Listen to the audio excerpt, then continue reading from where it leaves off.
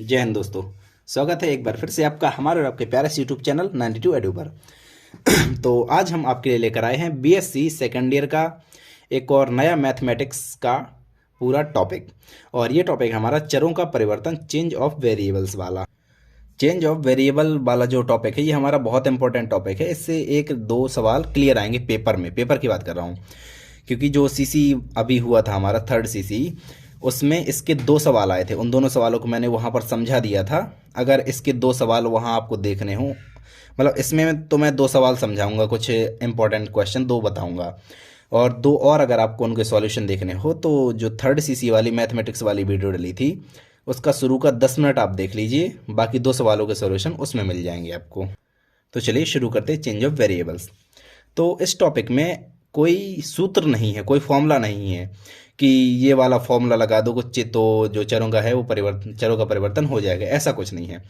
इसमें हमें तरीका पता होना चाहिए कि वास्तव में किस तरीके से हमें चरों का परिवर्तन करना है। इसमें जब हम एक दो सवाल सॉल्व करेंगे तब आपको पता चलेगा वो तरीका कैसा है।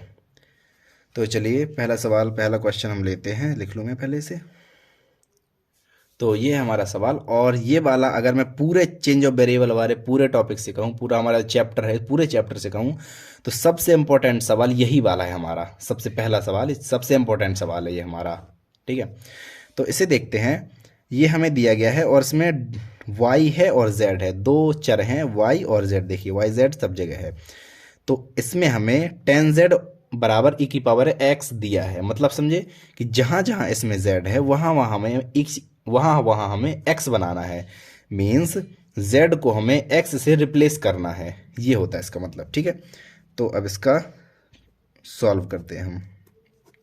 ठीक है, तो हमें दिया है tan z बराबर e की पावर x। सबसे पहले हम निकालेंगे dz बटे dx।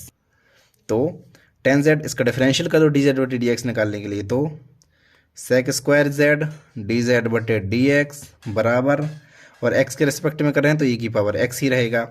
अब इसे हमें पूरा z में चाहिए, तो e की पावर x का मान क्या है, tan z। तो यहाँ पर रख दो tan z, एम्प्लाइज लगा के सेक स्क्वायर z dz बटे dx बराबर tan z। ये हमने e की पावर x का मान रखी थी, क्योंकि हमें यहाँ पर सेक स्क्वायर z है, जो यहाँ पर सेक है, यहाँ पर tan है, हमें ये बनाना था। क्योंकि यहाँ पर सेक स्क्वायर जेड और यहाँ पर e की पावर x है, तो ये दोनों सॉल्व नहीं हो पाते। हमें सॉल्व करने के लिए ऐसा बनाना पड़ा। तो डी जेड बटे डी एक्स बराबर tan z बटे सेक स्क्वायर z। और इसे जब आप सॉल्व, मतलब इनका मान रखेंगे, tan का साइन थीटा बटे कॉस थीटा, मतलब साइन z बटे कॉस z, और इसका 1/cos स्क्वायर z जब मान रखेंगे तो इसका डी जेड बटे डी एक्स की वैल्यू आएगी हमारी साइन 2z। वो सॉरी, अभी हम ये आएगा, लेकिन अभी इसे अभी नहीं लाते हैं। ये हमारा आएगा साइन z कॉस z, ये मान आएगा। एक कॉस से कॉस कट जाएगा, साइन z कॉस z। अब अगर हम इसमें ऊपर नीचे दो का गुणा कर लेते हैं, वो दो का गुणा ऊपर कर लो, दो का गुणा नीचे कर लो, तो 2 साइन ए साइन बी, ये आप पहले फॉर्मूला पढ़ चुके हैं। 2 sign A sine B sign 2 sign A cos A, ऐसा होता है। 2 sign A cos A sign 2a, तो साइन 2a वाला फॉर्मूला लग जाएगा, मीन साइन 2z अपॉन 2। ये साइन 2z इसलिए लग गया था। तो साइन 2z अपॉन 2 ये निकला dz बटे dx का मान, और इसको उल्टा कर लो, dx बटे dz का मान निकाल लो, 2 बटे साइन 2z। चलो बढ़िया, अब ये हमारा आ गया dx बटे dz का मान। ये अब हमने मान निकाल लिया। अब इसके बाद हम निकालेंगे क्या, देखो अभी एक सेकंड में आपको बता दूं अच्छे से। हमें ये z चेंज करना है, z को x से करना है। तो z tan z हमने ये सब तो पता है हमें। अब इसके बाद dy बटे dz निकालना है, और d2y बटे dz स्क्वायर ये भी चाहिए हमें। तो dy बटे dz पहले हम निकालते हैं। तो dy बटे dz हम निकालते हैं। चलिए dy बटे dz बराबर इसमें देखिए dy बटे dx इसका मान तो हमारे पास है नहीं, लेकिन जब हम इसमें dx का ऊपर नीचे गुणा कर लेते हैं dx बटे dz, तो dx बटे dz का मान हमारे पास ये है। तो 2 साइन 2z dy बटे dx बराबर dy बटे dz। अब देखो यहाँ पर जो dy बटे dz था वो किस में बदल चुका है, dy बटे dx में, और यही हमें करना था। तो हमारा dy बटे dz का मान तो ये निकल आया। अब हम निकालेंगे d2y बटे dz स्क्वायर का मान। d2y/dz² का मान। तो d बटे, इसे तोड़ लो हल्का सा, और dy/dz। ठीक है, इसे हमने तोड़ लिया।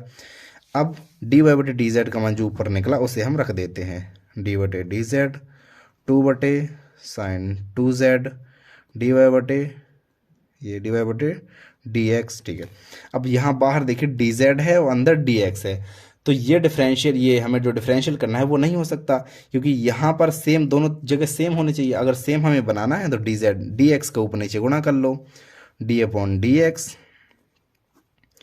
2sin 2z और dy/dx एंड dx/dz। देखो dx का मैंने ऊपर नीचे गुणा कर लिया, dx से dx काट दो, सेम बिल्कुल आ जाएगा वैसे ही। अब इसे हम अगले पेज में लिख लेते हैं, इसी लाइन को अभी हम दोबारा लिखेंगे अगले पेज में, और d2y/dz²। चलिए आगे देखते हैं। हाँ, तो ये वाली जो लाइन अभी हमने पिछली छोड़ी थी वो लाइन अभी हमने फिर से वही लिख दी है। अब इसके बाद हम डिफरेंशियल कर देंगे और dx/dz का मान जो भी है उसे हम लिख देंगे। डिफरेंशियल कर दो फर्स्ट सेकंड से। First function sin 2z first function हो गया, सेकंड का differential d2y/dx² plus second function अभी हम रोक लेते हैं, चलो लिख ही लेते हैं dy/dx। अब फर्स्ट का डिफरेंशियल देख लो। अब ध्यान से इसका डिफरेंशियल ध्यान से देखना कैसे।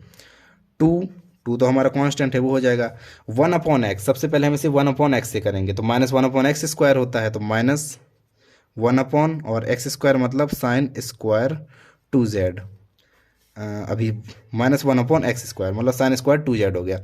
अब sin 2z का होगा, sin स्क्वायर 2 तो लिख दो यहाँ पे 2z।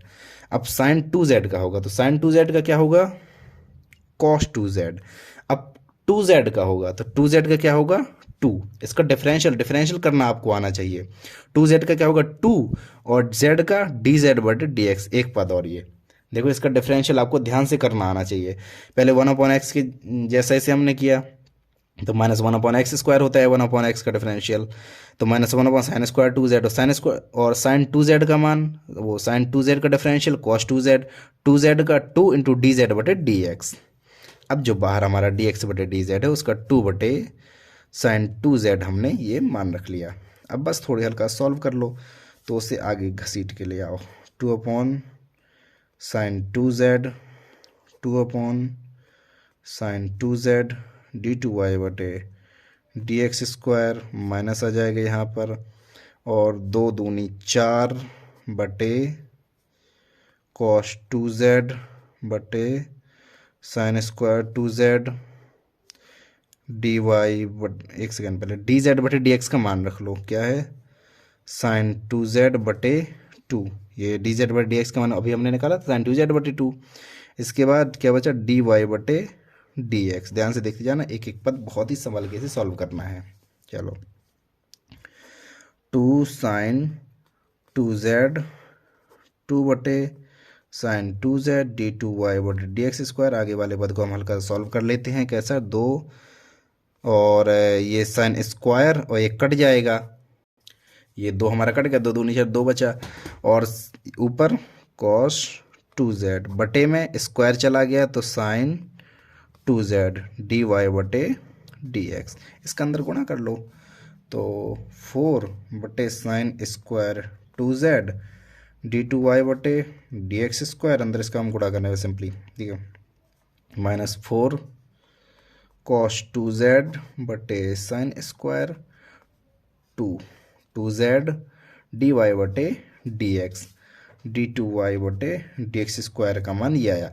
अब देखो हमारे पास जितने भी वैल्यू हैं d2y/dx² dy/dx, इन सब के मान हमारे पास निकल चुके हैं। अब बस उस इक्वेशन में इन्हें पुट कर दे। तो उस इक्वेशन को मैं एक बार यहाँ फिर से लिख लेता हूँ। sin स्क्वायर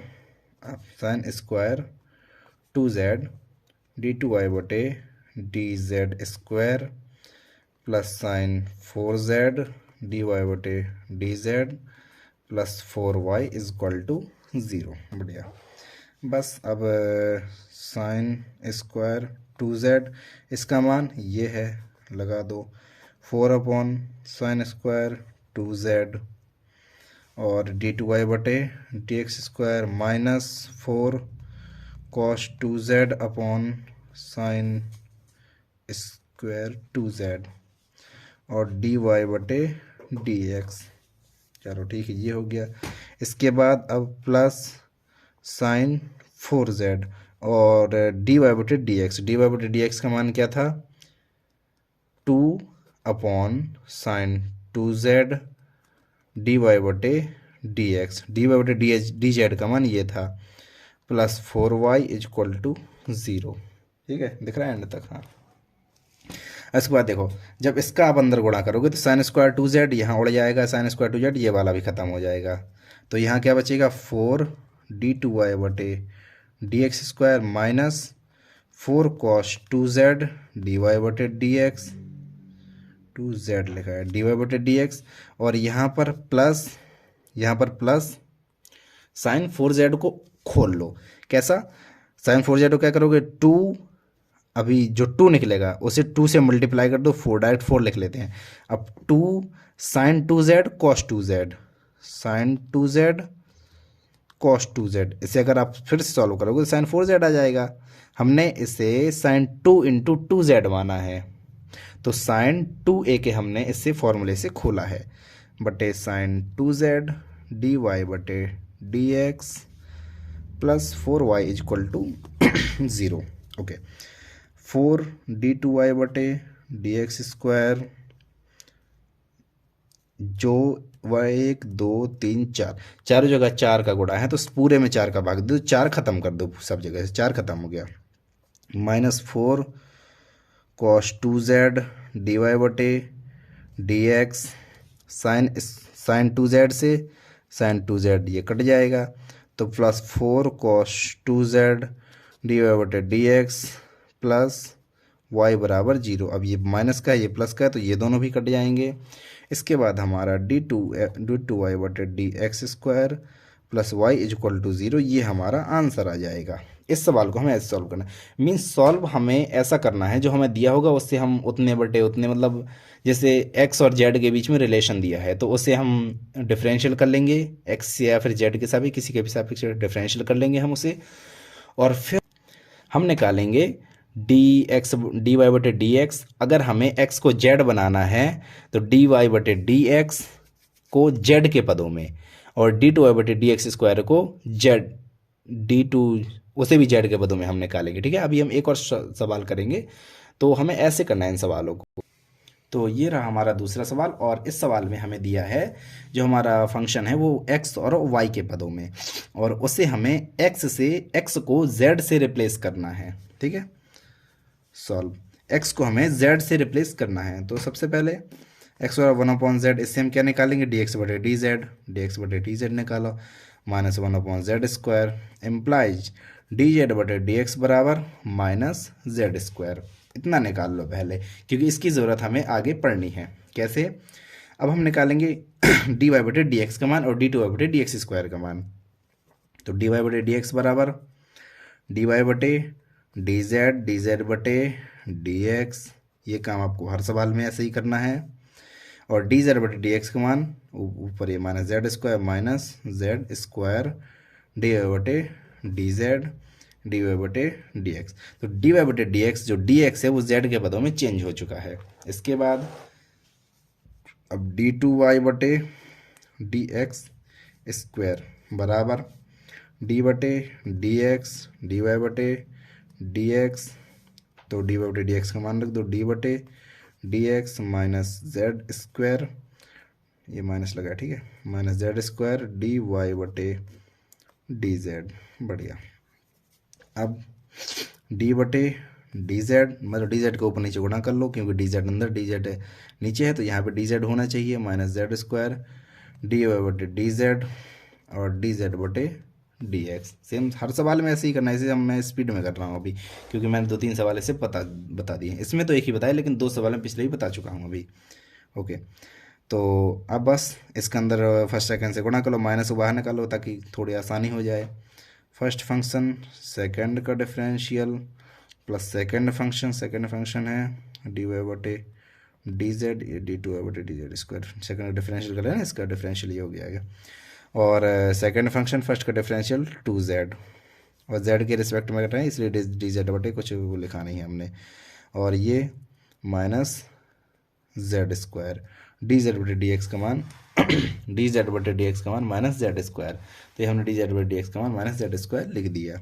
अब हम माइनस माइनस प्लस हो जाएगा, जेड स्क्वायर ये डी टू वाई बटे D Z square plus 2z D Y बटे डी जेड, ये किसका मान निकला, डी टू वाई बटे डी एक्स स्क्वायर का मान। अब बस जो भी हमारे डी वाई बटे डी एक्स और डी टू वाई बटे डी एक्स स्क्वायर का मान निकले, एक्स स्क्वायर के मान निकले, इन दोनों मानों को हम उसमें रख देंगे इक्वेशन में, और एक्स के मान को भी इक्वेशन में रख देंगे बस।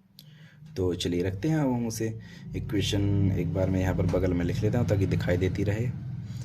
एक्स की पावर 4 डी टू वाई बटे D x square plus 2 x cube d Y बटे D x plus N square Y बराबर 0। ठीक है, ये इक्वेशन है। अब यहाँ पर इस इक्वेशन हम मान रखते हैं कैसे, अब जो भी मान ऊपर के वो इसमें रखने पर।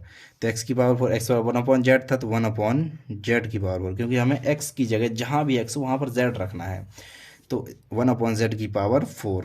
और डी टू वाई बटे डी एक्स स्क्वायर का मान ये रहा, z square d two Y बटे D Z square plus 2z D Y बटे डी जेड, ये मान हो गया। इसके बाद इसे थोड़ा ऐसा कर लेते हैं, प्लस 2x क्यूब मतलब 1/z क्यूब। ठीक है, और डी वाई बटे डी एक्स का मान, डी वाई बटे डी एक्स का मान ऊपर देखो minus z square d Y बटे D z minus z square d Y बटे D Z plus N square Y equal to 0। अब ये जेड स्क्वायर यहाँ पे नीचे 1/z स्क्वायर बस बचेगा, और 1/z स्क्वायर जब अंदर जाएगा तो देखो 1/z स्क्वायर इसमें गया, ये कट गया, जेड स्क्वायर से 1/z स्क्वायर कट गया, सो डी टू वाई बटे डी जेड स्क्वायर इतना बस बचेगा, आगे वाला पद तो इतना बस बचेगा। इसके बाद प्लस यहाँ जब करोगे तो 2/z, क्योंकि देखो जेड स्क्वायर यहाँ पे जेड स्क्वायर बस बचा है अभी, अब जेड स्क्वायर जब अंदर गया यहाँ ख़त्म हो गया जेड स्क्वायर से, और एक जेड बस मार पाया, तो 2/z डी वाई बटे डी जेड। अब ये माइनस हो गया, और जेड स्क्वायर एक बस जेड बताओ 2/z डी वाई बटे D Z plus N square Y equal to 0। ये प्लस माइनस ये दोनों कट गए, और क्या बचा, डी टू वाई बटे D Z square plus N square Y बराबर 0। अब देख लो इक्वेशन से जहाँ से एक्स था वहाँ हट चुका है एक्स और जेड आ चुका है। तो ये हो गया हमारा आंसर। ऐसे लगाने इन सवालों को। इस वीडियो में मैंने केवल 2 सवाल बताए हैं। अगर आपको और इसके 2 सवाल का सॉल्व देखना है तो मैथमेटिक्स का CC नंबर 3 का जो मैंने वीडियो डाला था BSc सेकेंड ईयर वाला, उसमें आप देख लीजिए। उसमें शुरू के 5 से 10 मिनट के बीच में, लगभग मतलब 1 से 10 मिनट के बीच में मैंने शुरू के 2 सवाल बताए हैं। ठीक है, तो शुरू के 2 सवाल जो हैं वो चरों के परिवर्तन वाले दोनों सवाल हैं, तो वो दोनों देख लीजिए, जिससे आपकी प्रैक्टिस और अच्छी हो जाएगी इनकी। तो ये वाला हम वीडियो यहीं पर एंड करते हैं। मिलते हैं एक और वीडियो के साथ। Thank you so much, bye bye.